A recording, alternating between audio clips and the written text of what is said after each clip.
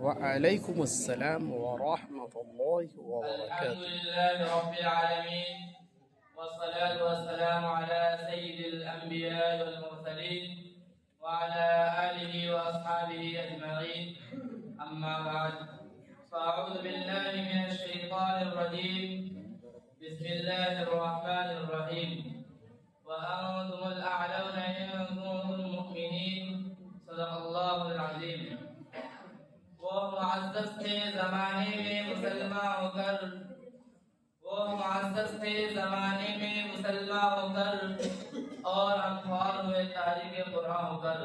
محترم بزرگوں اور دوستو، آج میرے گفتگو کا موضوع مسلمانوں کی تباہی اور اس کا علاج ہے۔ آئیے اس موضوع کے تحت ہم اپنے شاندار ماضی پر ایک نظر مستقبل کے ڈال کر تعمیر ترقی کا سامان تلاش کریں۔ قرآن کریم میں رب العالمین کا ارشاد ہے وَأَنْتُمُ الْأَعْلَوْنَ إِن كُنتُم مُّؤْمِنِينَ، تم ہی سربلند رہو گے اگر تم مومن ہو۔ تو ارشاد باری ہماری پوری تاریخ کا اختصار ہے اور اسی میں ہمارے ترقی کا راز مسمر ہے۔ تاریخ کے سینکڑوں واقعات یہ بتانے کے لیے کافی ہے جب بھی ہمارا رشتہ اللہ سے اور اس کے دین سے مضبوط رہا، سربلند کامیابی نے ہمارے قدم چومے، اور جب کبھی اس رشتے میں کسی قسم کی کمزوری آئی تو ہم عزت اور رفعت کے آسمان سے ذلت و پستی کے غار میں جا گرے۔ تاریخ ہمارے سامنے جنگ بدر کی مثال پیش کرتی ہے۔ جنگ بدر میں جو کامیاب ہوئی وہ صرف اس رشتے کی مضبوطی کی بنیاد پر ہوئی، ورنہ اگر کامیاب ہوتی تو کفار مکہ کو ہوتی، کیونکہ کفار مکہ تقریباً 1000 تھے اور بڑے جوش و خروش کے ساتھ تھے۔ ان کے پاس 700 اونٹ اور 200 گھوڑے تھے، نیز سب کے پاس تلوار اور دیگر جنگ کے ہتھیار موجود تھے۔ ادھر ابو جہل، عتبہ، شیبہ، ولید، حنظلہ، عبید، عاص، حرب، امیہ ابن خلف، نضرہ بن حارث، عبد المطلب اشراق کے پیکر اور آسمدار تھے۔ ادھر بیچارے مسلمان بے سر و سامان، کل تعداد 313، سواری کے لیے 2 گھوڑے اور 70 اونٹ ہیں، ایک پر 3 4 آدمی سوار ہے اور 5 پیدل سفر کر رہے ہیں۔ کسی کے پاس نیزہ اور کمان تلوار نہیں اور کسی کے پاس تلوار نیزہ اور کمان نہیں۔ محترم بزرگوں اور دوستو، جب مقام پر پہنچتے ہیں تو دیکھتے ہیں کفار مکہ بلند مقام پر حملہ کر چکے ہیں جہاں پانی کی بھی فراوانی ہے۔ بیچارے مسلمانوں کو پست اور ریتیلی زمین پر خیمہ کرنا پڑا۔ ایسی جگہ پر اگر کسی کو پیاس لگے تو ایک گھٹ پانی پینے کو نہ ملے۔ الغرض، جنگ کے اندر جتنے اسباب اور جتنی چیزوں کی ضرورت پڑتی ہے وہ سب کفار مکہ کو حاصل تھی۔ مگر جب لڑائی شروع ہوتی ہے دیکھتے ہیں کفار مکہ گاجر مولی کی طرح کاٹے جاتے ہیں۔ کفار مکہ کا سب سے بڑا سردار ابو جہل 2 بچوں معاذ و محبت کے ذریعے مارا جاتا ہے، اور عبداللہ بن مسعود رضی اللہ تعالی عنہ اس کے سر پر جسم جدا کرتے ہیں۔ مسلمانوں، آپ جانتے ہو یہ عبداللہ بن مسعود کون ہے؟ یہ وہی ہے جن کو اسے ابو جہل نے مکہ کے صحن میں مارتے بے ہوش کر دیا تھا۔ آج میدان جنگ کے اندر وہی عبداللہ بن مسعود رضی اللہ تعالی عنہ ابو جہل کا سر قلم کرتے ہیں۔ امیہ ابن خلف ابو جہل کے بعد کفار مکہ کا سب سے بڑا سردار بن کر رہا، لیکن اپنے ساتھی کو اس طرح کہتے ہوئے دیکھ کر گھبرایا اور میدان چھوڑ کر مکہ کی طرف بھاگ پڑا۔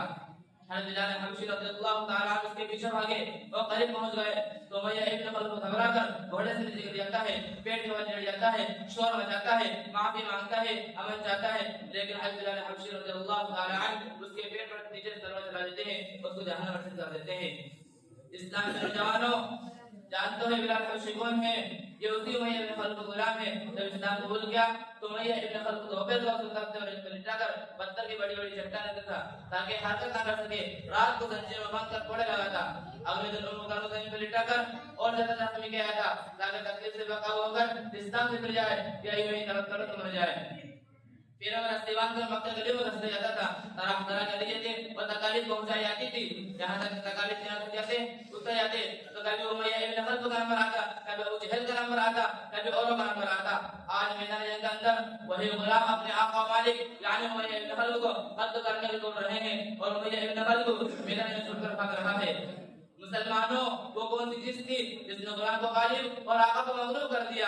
سچ فرمایا اللہ تبارک و تعالی نے وَأَنْتُمُ الْأَعْلَوْنَ إِن كُنتُم مُؤْمِنِينَ کہ تم ہی سربلند رہو گے بشرط تم سچے پکے مسلمان رہے۔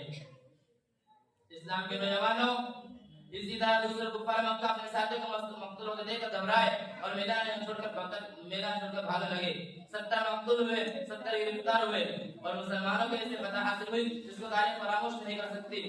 لیکن افسوس آج جہاں دیکھیے جس طرح دیکھیے مسلمان خوفناک طوفان میں گرے نظر آتے ہیں۔ مسلمانوں کی عزت و آبرو کو پامال کیا جاتا ہے.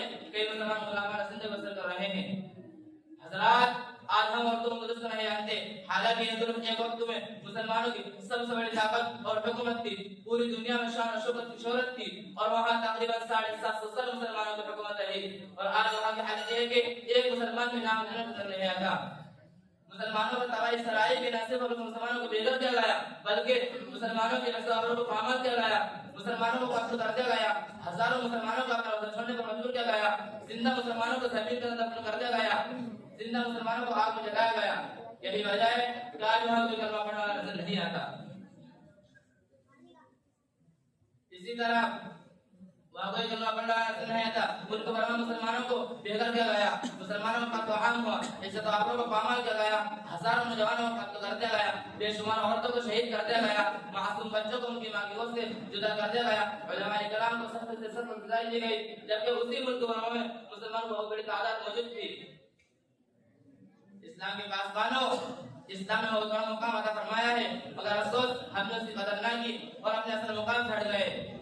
مسلمانوں سمجھو اور ہوشیار ہو جاؤ، ورنہ لاپرواہی اور بے توجہی کا عالم رہا تو یاد رکھیے کہ ایک وقت ایسا آئے گا کہ ہماری عظمت اور سمجھداری مکروکاری کو منتقل ہو کر دنیا کی تمام تاریخوں کے سامنے سرنگو نظر آئے گی.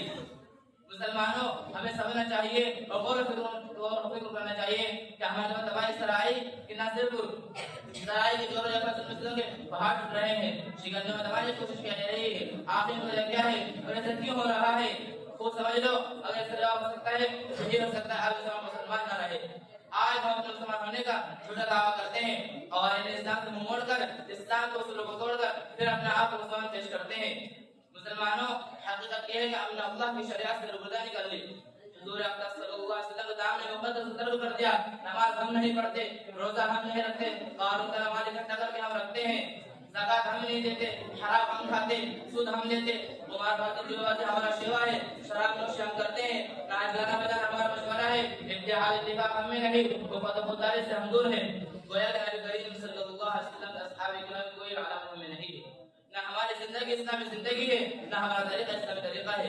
لہذا اسلام ہمارے دنیا میں اخروی صلاح کا دونوں میں ضروری ہے. اس کا طریقہ یہ ہے کہ اس معبود حق کی پرستش کرے جو ہمارا رب اور خالق ہے، اور تاجدار مدینہ احمد مجتبی محمد مصطفیٰ صلی اللہ علیہ وسلم کی پیروی کرے جو ہم لوگوں کے واسطے نبی آخر الزمان بنا کر مبعوث فرمائے گئے ہیں.